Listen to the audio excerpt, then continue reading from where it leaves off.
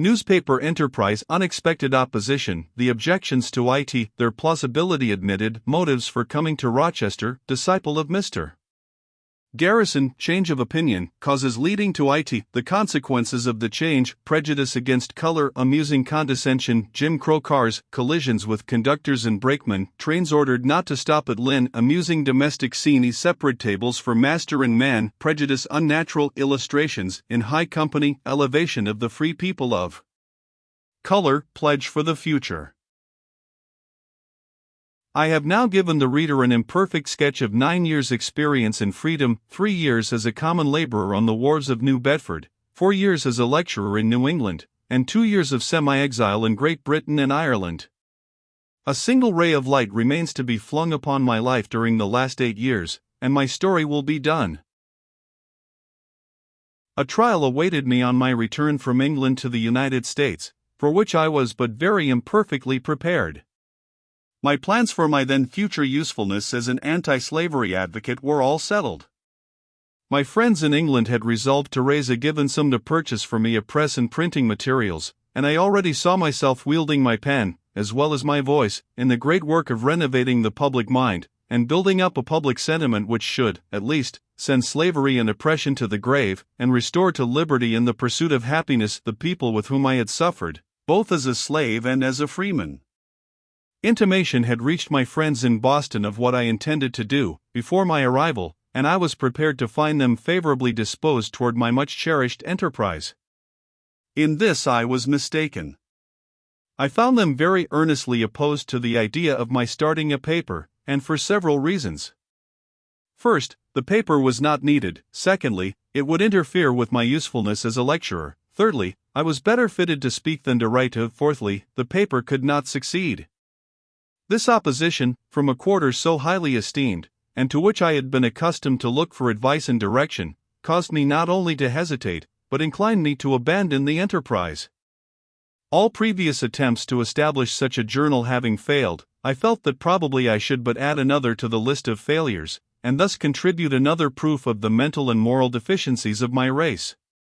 Very much that was said to me in respect to my imperfect literary acquirements, I felt to be most painfully true. The unsuccessful projectors of all the previous colored newspapers were my superiors in point of education, and if they failed, how could I hope for success? Yet I did hope for success, and persisted in the undertaking. Some of my English friends greatly encouraged me to go forward, and I shall never cease to be grateful for their words of cheer and generous deeds.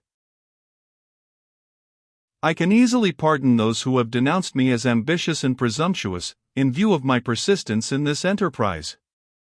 I was but 9 years from slavery. In point of mental experience, I was but 9 years old. That one, in such circumstances, should aspire to establish a printing press, among an educated people, might well be considered, if not ambitious, quite silly. My American friends looked at me with astonishment. A wood sawyer offering himself to the public as an editor. A slave, brought up in the very depths of ignorance, assuming to instruct the highly civilized people of the North in the principles of liberty, justice, and humanity. The thing looked absurd. Nevertheless, I persevered.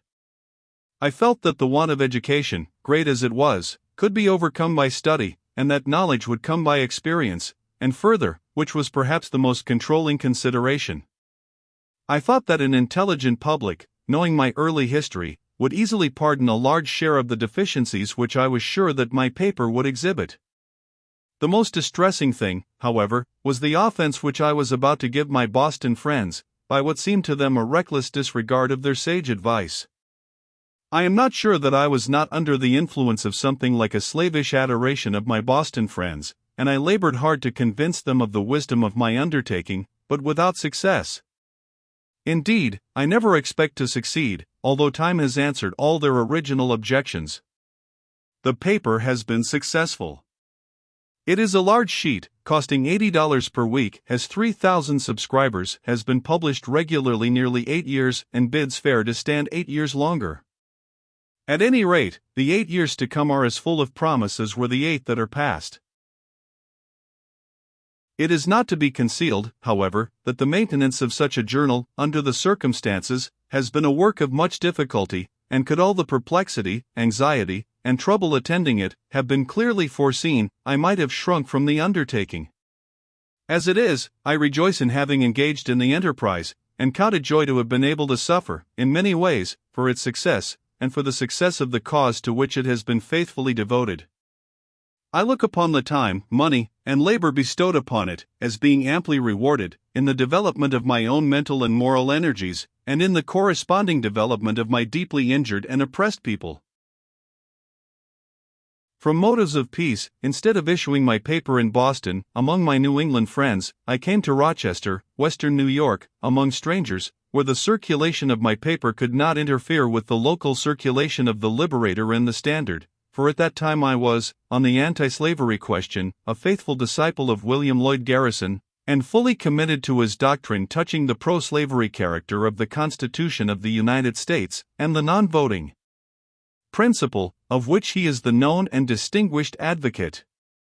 With Mr. Garrison, I held it to be the first duty of the non-slaveholding states to dissolve the union with the slaveholding states, and hence my cry, like his, was, "No union with slaveholders." With these views, I came into Western New York, and during the first 4 years of my labor here, I advocated them with pen and tongue, according to the best of my ability. About 4 years ago, upon a reconsideration of the whole subject, I became convinced that there was no necessity for dissolving the union between the northern and southern states, that to seek this dissolution was no part of my duty as an abolitionist, that to abstain from voting was to refuse to exercise a legitimate and powerful means for abolishing slavery, and that the Constitution of the United States not only contained no guarantees in favor of slavery, but, on the contrary, it is, in its letter and spirit, an anti-slavery instrument, demanding the abolition of slavery as a condition of its own existence, as the supreme law of the land. Here was a radical change in my opinions, and in the action logically resulting from that change. To those with whom I had been in agreement and in sympathy, I was now in opposition. What they held to be a great and important truth, I now looked upon as a dangerous error. A very painful, and yet a very natural, thing now happened. Those who could not see any honest reasons for changing their views, as I had done, could not easily see any such reasons for my change, and the common punishment of apostates was mine. The opinions first entertained were naturally derived and honestly entertained, and I trust that my present opinions have the same claims to respect. Brought directly, when I escaped from slavery, into contact with a class of abolitionists regarding the Constitution as a slaveholding instrument, and finding their views supported by the united and entire history of every department of the government, it is not strange that I assumed the Constitution to be just what their interpretation made it. I was bound, not only by their superior knowledge, to take their opinions as the true ones, in respect to the subject, but also because I had no means of showing their unsoundness. But for the responsibility of conducting a public journal, and the necessity imposed upon me of meeting opposite views from abolitionists in this state, I should in all probability have remained as firm in my disunion views as any other disciple of William Lloyd Garrison. My new circumstances compelled me to rethink the whole subject, and to study, with some care, not only the just and proper rules of legal interpretation, but the origin, design, nature, rights, powers, and duties of civil government, and also the relations which human beings sustain to it. By such a course of thought and reading, I was conducted to the conclusion that the Constitution of the United States, inaugurated to form a more perfect union, establish justice, ensure domestic tranquility, provide for the common defense, promote the general welfare, and secure the blessing of liberty, could not well have been designed at the same time to maintain and perpetuate a system of rapine and murder, like slavery, especially, as not one word can be found in the Constitution to authorize such a belief. Then, again, if the declared purposes of an instrument are to govern the meaning of all its parts and details, as they clearly should, the Constitution of our country is our warrant for the abolition of slavery in every state in the American Union. I mean, however, not to argue, but simply to state my views. It would require very many pages of a volume like this, to set forth the arguments demonstrating the unconstitutionality and the complete illegality of slavery in our land, and as my experience, and not my arguments, is within the scope and contemplation of this volume, I omit the latter and proceed with the former. I will now ask the kind reader to go back a little in my story, while I bring up a thread left behind for convenience sake, but which, small as it is, cannot be properly omitted altogether, and that thread is American prejudice against color, and its varied illustrations in my own experience.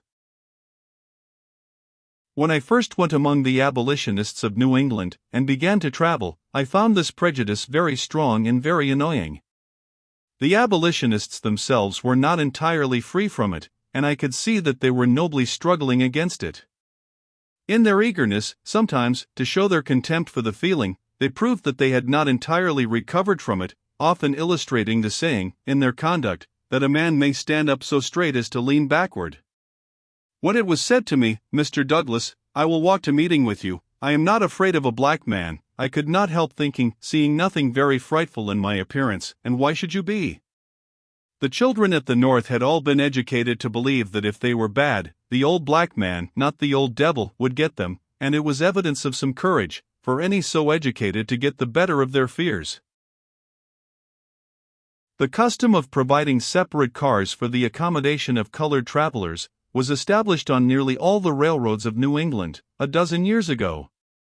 Regarding this custom as fostering the spirit of caste, I made it a rule to seat myself in the cars for the accommodation of passengers generally. Thus seated, I was sure to be called upon to betake myself to the Jim Crow car. Refusing to obey, I was often dragged out of my seat, beaten, and severely bruised, by conductors and brakemen. Attempting to start from Lynn, one day, for Newburyport, on the Eastern Railroad, I went, as my custom was, into one of the best railroad carriages on the road. The seats were very luxuriant and beautiful. I was soon waited upon by the conductor, and ordered out, whereupon I demanded the reason for my invidious removal. After a good deal of parleying, I was told that it was because I was black. This I denied, and appealed to the company to sustain my denial, but they were evidently unwilling to commit themselves, on a point so delicate, and requiring such nice powers of discrimination, for they remained as dumb as death. I was soon waited on by half a dozen fellows of the baser sort, just such as would volunteer to take a bulldog out of a meeting-house in time of public worship, and told that I must move out of that seat, and if I did not, they would drag me out. I refused to move, and they clutched me, head, neck, and shoulders.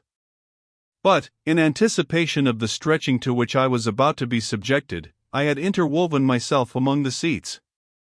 In dragging me out, on this occasion, it must have cost the company $25 or $30, for I tore up seats and all. So great was the excitement in Lynn on the subject, that the superintendent, Mr. Stephen A. Chase, ordered the trains to run through Lynn without stopping, while I remained in that town, and this ridiculous farce was enacted. For several days the trains went dashing through Lynn without stopping. At the same time that they excluded a free colored man from their cars, this same company allowed slaves, in company with their masters and mistresses, to ride unmolested. After many battles with the railroad conductors, and being roughly handled in not a few instances, proscription was at last abandoned, and the Jim Crow car, set up for the degradation of colored people, is nowhere found in New England. This result was not brought about without the intervention of the people, and the threatened enactment of a law compelling railroad companies to respect the rights of travelers. Honorable Charles Francis Adams performed signal service in the Massachusetts legislature, in bringing this reformation, and to him the colored citizens of that state are deeply indebted. Although often annoyed, and sometimes outraged, by this prejudice against color, I am indebted to it for many passages of quiet amusement. A half-cured subject of it is sometimes driven into awkward straits, especially if he happens to get a genuine specimen of the race into his house. In the summer of 1843, I was traveling and lecturing, in company with William A. White, Esq., through the state of Indiana. Anti-slavery friends were not very abundant in Indiana, at that time, and beds were not more plentiful than friends. We often slept out, in preference to sleeping in the houses, at some points. At the close of one of our meetings, we were invited home with a kindly disposed old farmer, who, in the generous enthusiasm of the moment, seemed to have forgotten that he had but one spare bed, and that his guests were an ill-matched pair. All went on pretty well, till near bedtime, when signs of uneasiness began to show themselves among the unsophisticated sons and daughters. White is remarkably fine-looking, and very evidently a born gentleman. The idea of putting us in the same bed was hardly to be tolerated, and yet, there we were, and but the one bed for us, and that, by the way, was in the same room occupied by the other members of the family. White, as well as I, perceived the difficulty, for yonder slept the old folks, there the sons, and a little farther along slept the daughters, and but one other bed remained. Who should have this bed, was the puzzling question. There was some whispering between the old folks, some confused looks among the young, as the time for going to bed approached. After witnessing the confusion as long as I liked, I relieved the kindly disposed family by playfully saying, "Friend White, having got entirely rid of my prejudice against color, I think, as a proof of it, I must allow you to sleep with me tonight." White kept up the joke, by seeming to esteem himself the favored party, and thus the difficulty was removed.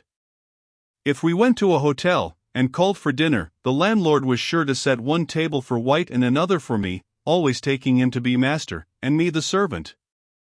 Large eyes were generally made when the order was given to remove the dishes from my table to that of White's. In those days, it was thought strange that a white man and a colored man could dine peaceably at the same table, and in some parts the strangeness of such a sight has not entirely subsided. Some people will have it that there is a natural, an inherent, and an invincible repugnance in the breast of the white race toward dark-colored people, and some very intelligent colored men think that their prescription is owing solely to the color which nature has given them. They hold that they are rated according to their color, and that it is impossible for white people ever to look upon dark races of men, or men belonging to the African race, with other than feelings of aversion. My experience, both serious and mirthful, combats this conclusion. Leaving out of sight, for a moment, grave facts, to this point, I will state one or two, which illustrate a very interesting feature of American character as well as American prejudice. Riding from Boston to Albany, a few years ago, I found myself in a large car, well filled with passengers. The seat next to me was about the only vacant one. At every stopping place we took in new passengers, all of whom, on reaching the seat next to me, cast a disdainful glance upon it, and passed to another car, leaving me in the full enjoyment of a whole form. For a time, I did not know but that my riding there was prejudicial to the interest of the railroad company. A circumstance occurred, however, which gave me an elevated position at once. Among the passengers on this train was Governor George N. Briggs. I was not acquainted with him, and had no idea that I was known to him. However, I was, for upon observing me, the governor left his place, and making his way toward me, respectfully asked the privilege of a seat by my side, and upon introducing himself, we entered into a conversation very pleasant and instructive to me. The despised seat now became honored. His Excellency had removed all the prejudice against sitting by the side of a Negro, and upon his leaving it, as he did, on reaching Pittsfield, there were at least 12 applicants for the place. The governor had, without changing my skin a single shade, made the place respectable which before was despicable. A similar incident happened to me once on the Boston and New Bedford Railroad, and the leading party to it has since been governor of the state of Massachusetts. I allude to Colonel John Henry Clifford. Lest the reader may fancy I am aiming to elevate myself, by claiming too much intimacy with great men, I must state that my only acquaintance with Colonel Clifford was formed while I was his hired servant, during the first winter of my escape from slavery. I owe it him to say, that in that relation I found him always kind and gentlemanly. But to the incident. I entered a car at Boston, for New Bedford, which, with the exception of a single seat, was full, and found I must occupy this, or stand up, during the journey. Having no mind to do this, I stepped up to the man having the next seat, and who had a few parcels on the seat, and gently asked leave to take a seat by his side. My fellow passenger gave me a look made up of reproach and indignation, and asked me why I should come to that particular seat. I assured him, in the gentlest manner, that of all others this was the seat for me. Finding that I was actually about to sit down, he sang out, "Oh! Stop, stop! And let me get out!" Suiting the action to the word, up the agitated man got, and sauntered to the other end of the car, and was compelled to stand for most of the way thereafter. Halfway to New Bedford, or more, Colonel Clifford, recognizing me, left his seat, and not having seen me before since I had ceased to wait on him, in everything except hard arguments against his pro-slavery position, apparently forgetful of his rank, manifested, in greeting me, something of the feeling of an old friend. This demonstration was not lost on the gentleman whose dignity I had, an hour before, most seriously offended. Colonel Clifford was known to be about the most aristocratic gentleman in Bristol County, and it was evidently thought that I must be somebody, else I should not have been thus noticed, by a person so distinguished. Sure enough, after Colonel Clifford left me, I found myself surrounded with friends, and among the number, my offended friend stood nearest, and with an apology for his rudeness, which I could not resist, although it was one of the lamest ever offered. With such facts as these before me, and I have many of them, I am inclined to think that pride and fashion have much to do with the treatment commonly extended to colored people in the United States. I once heard a very plain man say, and he was cross-eyed, and awkwardly flung together in other respects, that he should be a handsome man when public opinion shall be changed. Since I have been editing and publishing a journal devoted to the cause of liberty and progress, I have had my mind more directed to the condition and circumstances of the free colored people than when I was the agent of an abolition society. The result has been a corresponding change in the disposition of my time and labors.